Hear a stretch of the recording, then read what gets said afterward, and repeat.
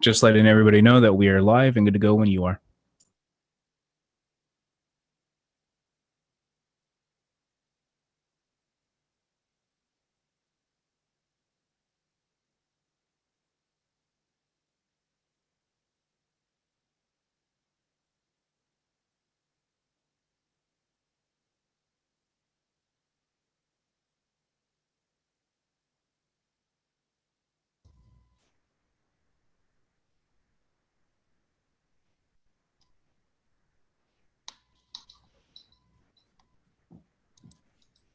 Jerry, are you online?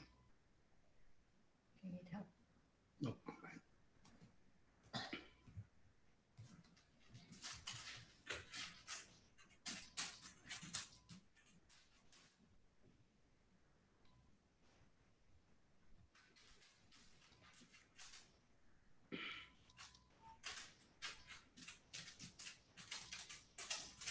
Jerry, I can't hear you. Are you online?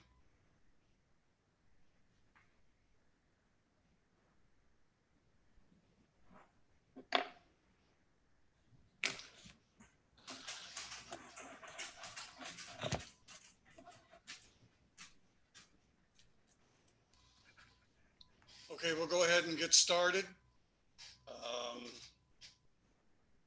Dina's not online, I see. Jerry, we just can't hear you. If you have some audio problems, let us know later on. So we'll go ahead and get started. Tonight we welcome Kelsey Bedwell, correct? To talk about the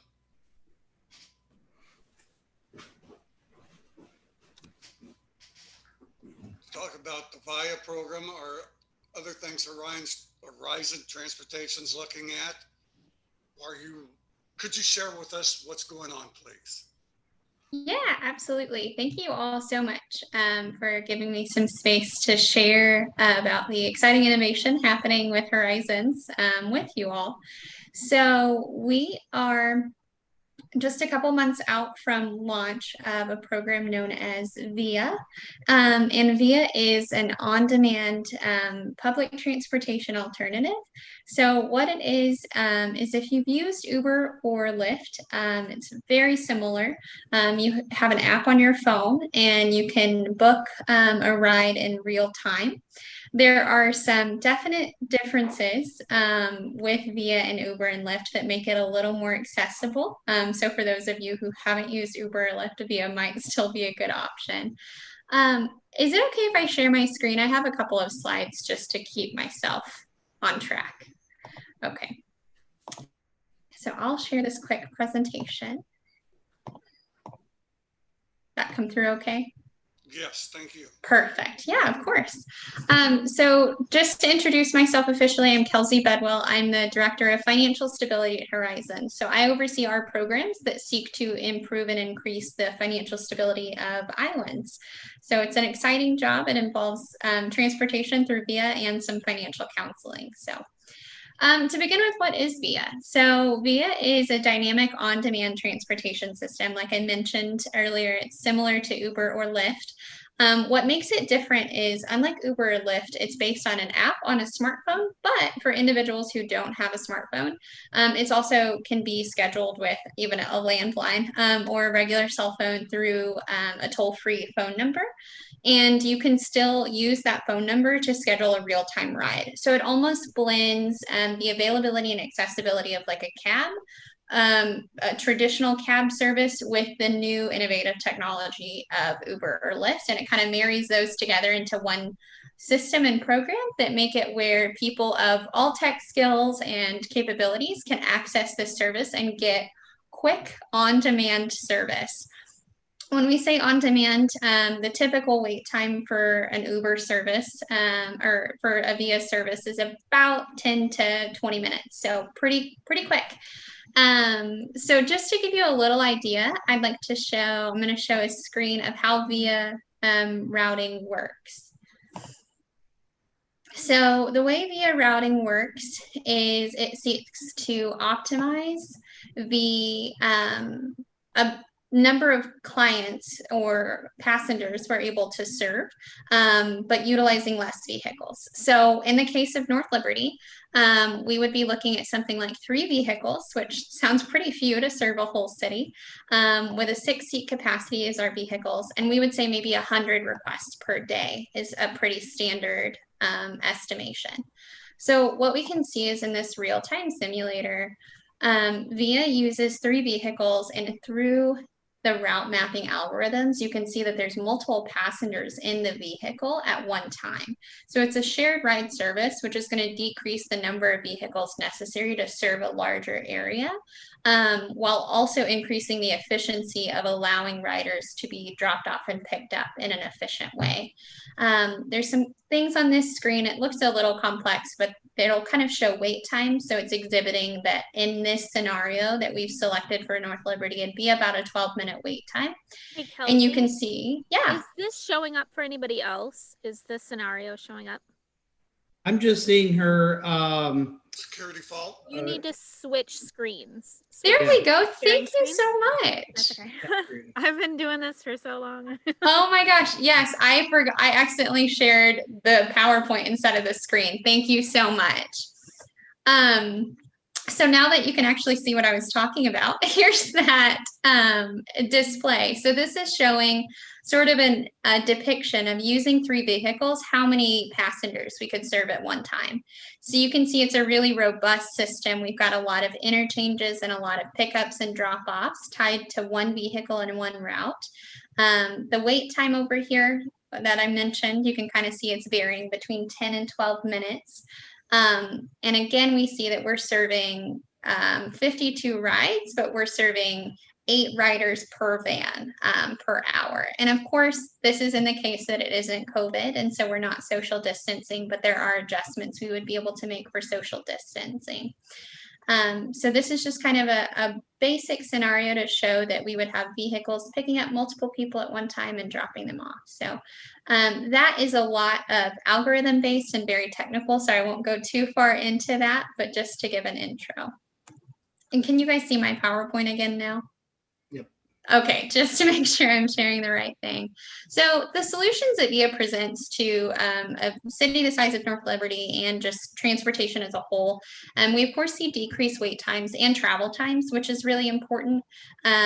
We see a lot of times in the public transit system that there's a lot of interchanges and exchanges, and there's a lot of concern with the first mile, last mile service. But the VIA program really solves that concern, and it allows us to serve more clients more efficiently and give people back their time, which is really important. It also increases the availability of accessible transportation. So in that kind of small simulation I showed you, it didn't really show that, but with VIA, you don't have to have a separate paratransit service and a normal transit service. Those become one, which is an incredible opportunity to increase the accessibility, but also equity of transportation, because we would have the route mapping would allow someone who needed wheelchair accessible transportation to simply select a wheelchair icon on their app and still receive an on-demand transportation service within that 10 to 12 minute window. This also has some positive social effects, because instead of having a separate service, we see that people with disabilities that need rides with physical limitations are interacting and exchanged right with individuals who need normal transit service. And so that's a really encouraging opportunity for us to increase that equity and accessibility of transportation. That's also something that with the current on-demand models like Uber and Lyft, there's not that accessibility piece. So that's something that was really important to us as a nonprofit and looking at a new service model. There's also some dynamic real-time reporting and route changes. So if there's road construction or increased demand because North Liberty has a special event for the day, or you want to know how your service was on Sunday at noon compared to Saturday at noon, or whatever it may be, there's real-time reporting. So we can pull those and report on that information just right as it's happening, which with our current system and with a lot of public transportation systems, we don't have that quick of a response time. So having that that happens so quick and just right when we need it is really helpful to determine efficacy. This, of course, also improves transportation equity as a whole, not only through increased accessibility, but VIA as an app and the phone-based service is available in over 15 languages. That is an incredible opportunity to serve individuals who speak a variety of languages and make sure that they have the same level of accessible, convenient transportation as everyone else. So it's a really great solution to a lot of public transit concerns. Specifically for the North Liberty solution, the things that we see, and this is just coming from me and my knowledge of North Liberty, so there's some other things I'm sure, but it would allow us to increase partnerships with local businesses and services, to increase employment opportunities both within and outside of North Liberty. It would also increase and attract the ability for individuals to commute into North Liberty for jobs. It can increase the number of citizens using public transportation. This is really important with VIA because it impacts the environment. We're using less vehicles to transport more people and increases transportation equity and accessibility. So individuals of any limited English proficiency or physical disability or anything are going to get the same level and quality and access to service as everyone else, which is always an attempt with current public transportation systems, but it's difficult to implement in a truly equitable way. It can also establish North Liberty as a leader for public transportation solutions in Iowa communities, which is an incredible opportunity. Horizons, specifically, why we are the best solution and the host for VIA. We have been around for 25 years as a leader in transportation. Currently, our operations are mostly in Cedar Rapids, but we've been expanding our entire history. We started just serving the Wellington Heights neighborhood of Cedar Rapids, and since we've expanded to serve Cedar Rapids, Marion, Hiawatha, and Robbins. So we definitely have a growth mindset, and we've increased our service to meet emerging needs in the community for 25 years. We currently operate in Johnson County, not as NTS, but we recently merged with Elder Services in Johnson County. So our program hosts the Meals on Wheels services for Johnson County. And so Horizons is already established in Johnson County, just we don't have the transit service available yet, and we'd love to do that. This also, with us as an agency, our focus is on increasing equity and access to gainful employment for individuals. The neighborhood transportation service Horizons host operates when the city buses aren't running to allow individuals that work jobs outside of the normal working hours to still have access to affordable, efficient, accessible transportation to get to and from work. And so that's something that we've already been in the business of doing for 25 years. So being able to expand that through VIA and throughout Eastern Iowa is really important to us. We're also flexible and responsive to changing community needs, and we do that currently without VIA. The Cedar Rapids Public Transit recently shut down because of derecho for a couple of days, and we, without even a drop of a hat, within 6 hours, we're up and running to take people where they needed to go and to help out, because our vehicles were smaller and more dynamic and we could run when big city buses couldn't. We did the same thing when the city buses had to shut down for capacity for COVID for a while. So it's definitely in our forte to be a strong collaborative and flexible partner with communities. Finally, just some outcomes. There would be some cost savings. We would, of course, talk about equity again. There would be increased equity. Our passenger satisfaction of public transit riders would increase because that on-demand model is going to increase the accessibility.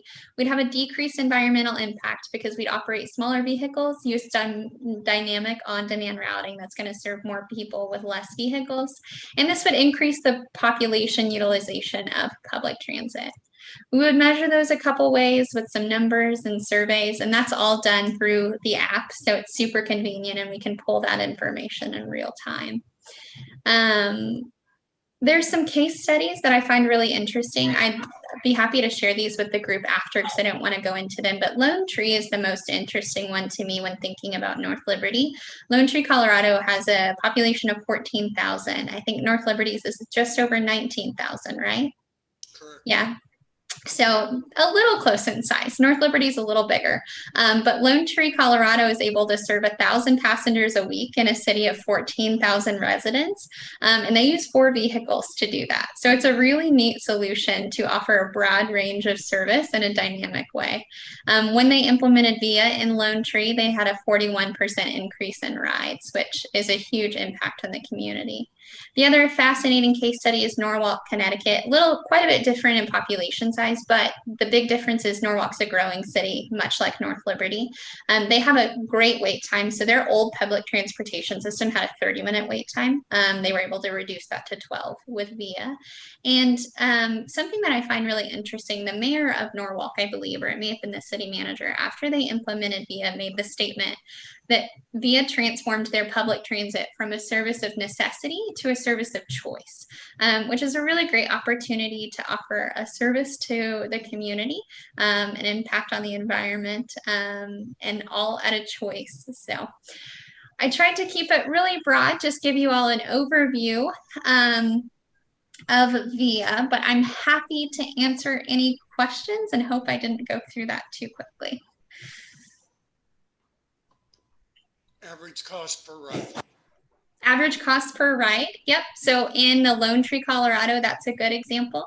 I believe that was the average cost per ride was $8, $9, below 10. So, which is where that shared ride comes in. I'm sorry. Was that an unrestricted distance? No, they did have a restriction. Let me pull up what that was.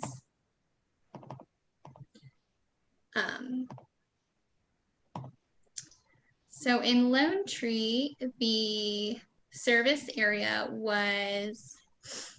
is a 25 square mile service area. And you know what? I actually misspoke. Their fleet size in Lone Tree was only 2 buses. And so they serve 1,000 people a week with 2 buses, which is even more incredible.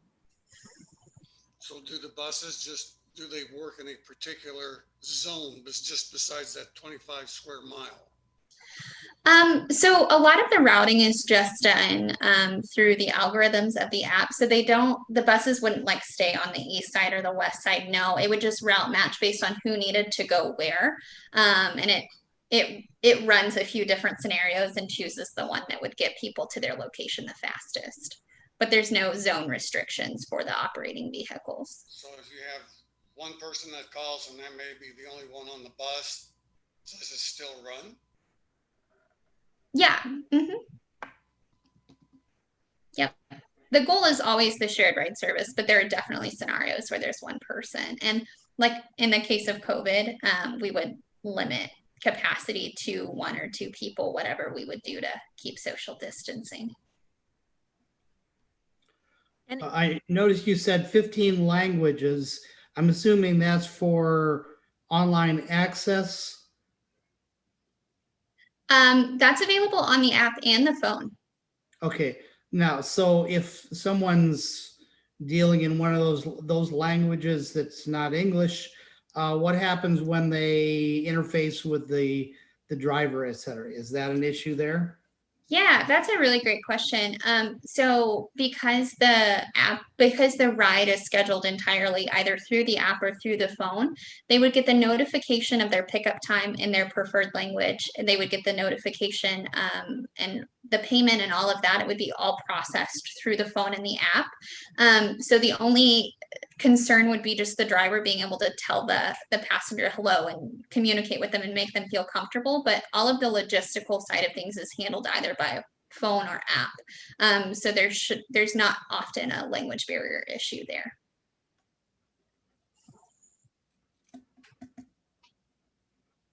And How we many- would be able to issue like a discount if somebody in their profile was of a certain age, then we could offset some of the cost of their trip, or how does that work? Yeah, absolutely. So the app is 100% dynamic in that way. So you can issue discount codes for anything you desire. It can be a code that lasts for a day. It can be for people of a certain age group. It can be for individuals going to certain locations. It's a very dynamic payment system that you can institute and change discount codes really quickly. And if you have specific questions about the, if a lot of questions do come up in processing just the actual technology in the app and how that works, I'm happy to bring in someone from VIA to cover that side of things in depth. And they have an even more in-depth presentation of the system itself and can show you what that app interface would look like for the writer and the discount codes and things like that. Any other public subsidies? Just to clarify, are you asking if it can correlate with other public subsidies? Well, do you get a direct subsidy from any community that you serve? I don't, that's not exactly set in stone, no. Oh,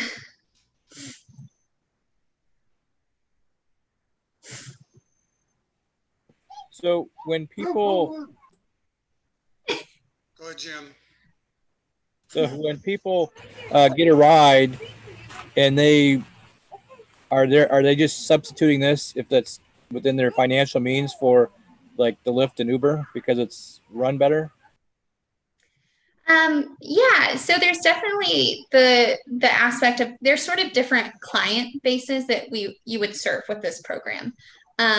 So on the one hand, absolutely, Brian, there's people who just are using this in place of Uber and Lyft because the service is maybe a little more accessible. So for example, someone with a wheelchair couldn't use Uber or Lyft, but they could use Via.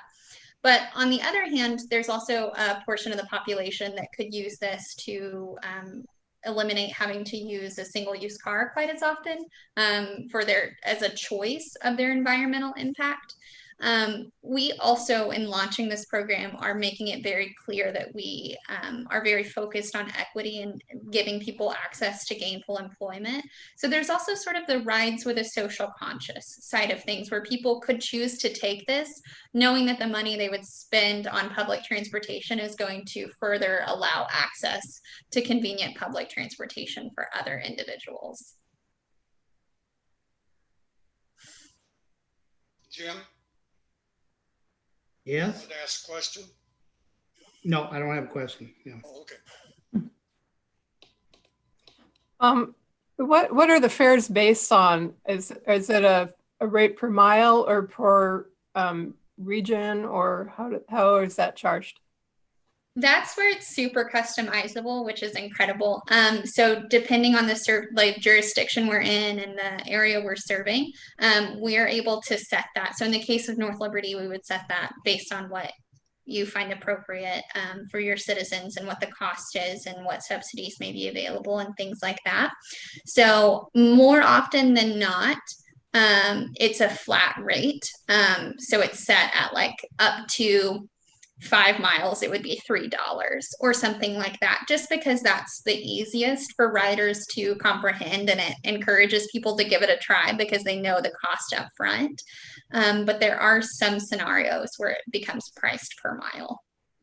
And you were saying that there's a range of, say, 25 miles from wherever our hub is. So Yeah. that would include like Iowa City and Coralville or Tiffin within our range, or are we talking about just service for North Liberty? Yeah, so that's again customizable. It's not it's something that you can set, and it's even something you can change in real time. So you could set the parameter be 25 miles, and you could make exceptions for outside of 25 miles and make exceptions to not serve areas within a radius if there were concerns with traffic or road conditions or things like that. So very customizable in that way. It would just depend on the availability of fleet size for the exact program and the communication to individuals. Brenda, were you thinking about the possibility like you would have a group that goes to the hospital to work at a particular time? Well, I'm just thinking of in terms of people who say don't have a car and don't qualify for our yellow cab service, that they could get out of North Liberty if they needed to, if they had somewhere to go. Because right now that service is proscribed to certain areas, whereas this would be more, I mean, of general public use with more options. But I just wanted to know what we were thinking of and what they're able to do too. Yeah. Yeah, that's a great question. Of course, if you get that radius a little bigger, it requires a few more vehicles just to make sure wait times don't get high. But knowing that you can serve 25 square miles with 2 vehicles makes it pretty reasonable that you could expand that should you desire. So if North Liberty goes into a, I'm sorry, my voice is weird right now. If North Liberty comes into an arrangement with you, I'm losing my train of thought. I have to come back to this. I've lost it. That's okay. No problem at all. So there's a couple different groups that approached me about the North Liberty Transportation Assistance Program, and they want it. They don't have transportation of their own. They want to get to a couple different places. One is to work. So, but Circuitous taxi service back and forth to work 5 days a week into Iowa City, for example, is just would break the bank with the taxis. And then to get to Kirkwood Community College on the southeast side of Iowa City. So I feel like, Kelsey and I have talked a little bit, but you know, this is just a creative idea. It's just an idea, and thank you so much, Kelsey, for. Yeah. Okay. Yeah. Go ahead. I was just saying, if we come into an arrangement for North Liberty, the cost per mile and everything is covered by the fare. What is the city's cost to have this? Yeah, the operational fee is going to be the fees for the vehicles dedicated to the city. So there's a monthly fee to utilize the VIA software, and that service, along with the vehicle itself, that would be specific to North Liberty, would be the fees. So.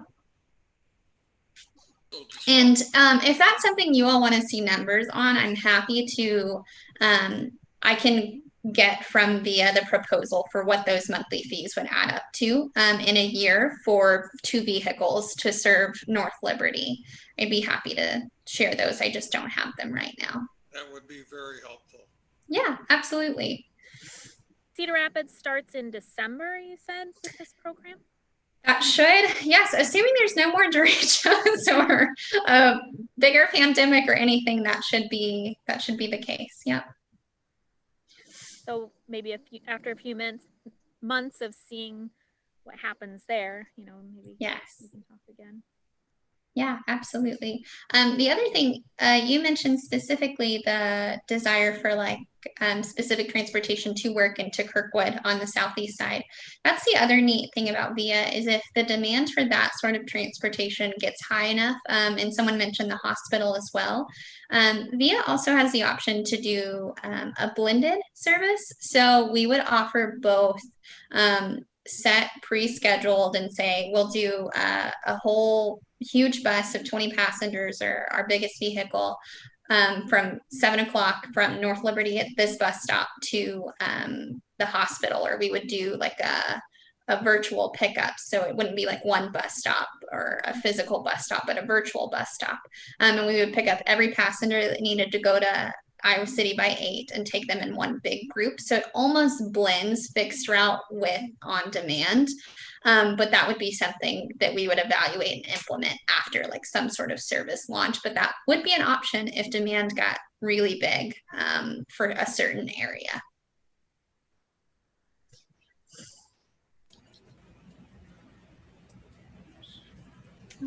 So that's really kind of one of the things we're looking for, is to get a way of being more efficient about what we're doing.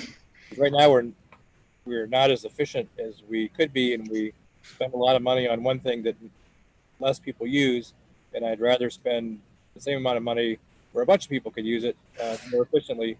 And then, you know, in the meantime, some of what could be, we could have some assistance, public assistance, because we've kind of committed to that already. and just Right. make our money go a little bit further. So. Yeah, no, absolutely. I agree with that wholeheartedly. And from what we've seen in implementing in the implementation process of VIA with our current service, it definitely achieves that end of being able to serve a lot more people. And the flexibility is huge as well. Sorry, I also have dogs. So the flexibility, it just allows us to make those changes in real time. So if we need to implement discount codes or change those discount codes or change services, we can do that within a matter of days, and it communicates through the app or the phone to the client. So there's no marketing or communications errors on our end. It's just automatically through that phone and app system. So a quick For some of question back those- on equipment again. Yeah. So in the case where if down the road, if we were to implement, let's say a North Liberty to Iowa City work bus or Yeah. situation, what happens with that vehicle during the middle of the part of the day? I mean, do you have other services around Iowa City that